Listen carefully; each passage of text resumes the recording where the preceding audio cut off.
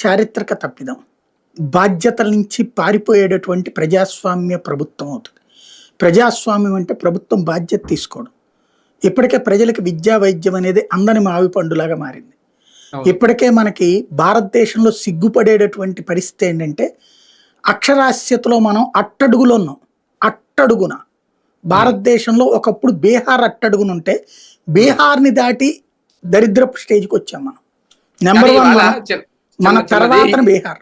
ఇవాళ మహానాడులో ఆయన తెలంగాణ ఆయన నర్సిరెడ్డి గారు ఉంటారు కదా, ఆయన అన్నారు అక్షరాస్యతలో 16% ముందుకెళ్ళాం టీడీపీ ప్రభుత్వం వచ్చిన తర్వాత అని చెప్పుకొచ్చారు.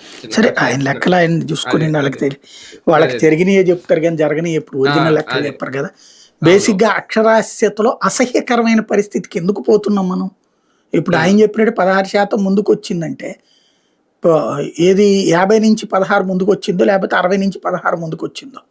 కానీ ఎంత దారుణమైన దిగజారుడు పరిస్థితి. అత్యంత విద్యావంతులు ప్రపంచవ్యాప్తంగా 193 దేశాల్లో ఉద్యోగాలు, వ్యాపారాలు చేస్తున్నటువంటి ఆంధ్రులు 193 దేశాల్లో ఉన్నారు ఆంధ్రులు.